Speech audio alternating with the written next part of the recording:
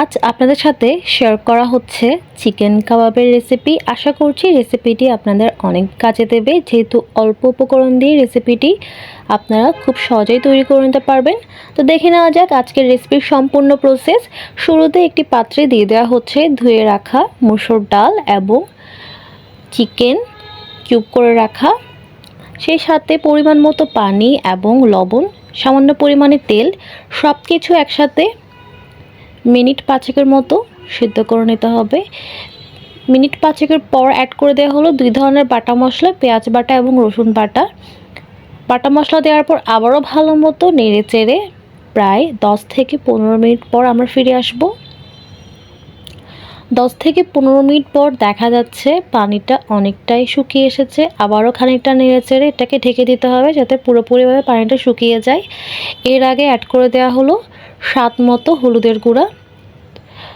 তো এই পর্যায়ে ঢাকাটা দিয়ে দিতে হবে এবং বেশ খানিকক্ষণ পর দেখতে পাচ্ছেন পানিটা অলমোস্ট শুকিয়ে এসেছে। এ পর্যায়ে চিকেনটাকে ডালের সাথে ভালো মতো নেড়ে চেড়ে চেপে চেপে ম্যাশ করে নিতে হবে।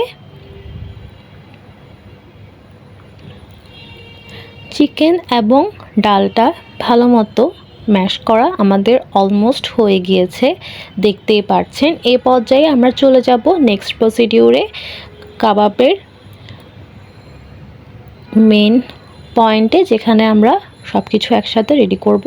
তো ম্যাশ করে রাখা চিকেন এবং ডালের গায়ে দিয়ে দেওয়া হলো ভাজা জিরে গুঁড়ো এবং সেই সাথে আমি দিয়ে দিচ্ছি কেটে রাখা পেঁয়াজ কুচি, কাঁচা লঙ্কা কুচি এবং পুদিনা পাতা কুচি, সামান্য পরিমাণে লঙ্কা গুঁড়ো, গোলমরিচের গুঁড়ো স্বাদ মতো, সেই সাথে এলাচি দারচিনি মানে গরম মশলা গুঁড়ো দিয়ে আমি ভালো মতো নেড়ে চেড়ে নিচ্ছি।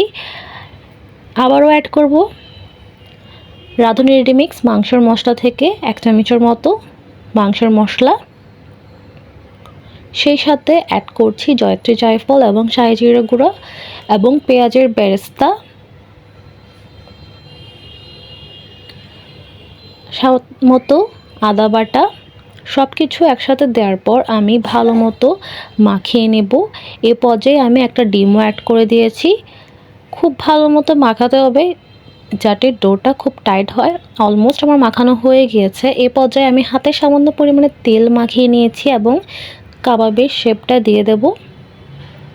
আমি রাউন্ড শেপের করে দিচ্ছি, আপনারা আপনাদের পছন্দের মতো যে কোনো শেপ দিয়ে রেডি করে নিতে পারেন।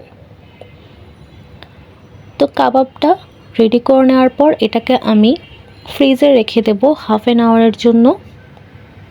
হাফ অ্যান আওয়ার পর আমি চলে যাব নেক্সট প্রসিডিউরে।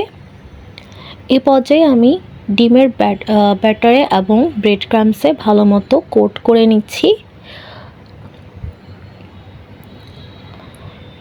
তো বলে রাখা ভালো, আপনারা কোট করার পর এগুলোকে বক্সে রেখে ডিপ ফ্রিজে 1.5 মাসের মতো সংরক্ষণ করে রাখতে পারেন। তো আমি এটাকে শ্যালো ফ্রাই করে আপনাদের দেখিয়ে দিচ্ছি, আপনারা চাইলে ডিপ ফ্রাইও করতে পারেন। তো দেখতেই পাচ্ছেন ভাজার পর কালারটা অনেকটা এরকম এসেছে। আশা করছি রেসিপিটি আপনাদের খুবই কাজে দেবে।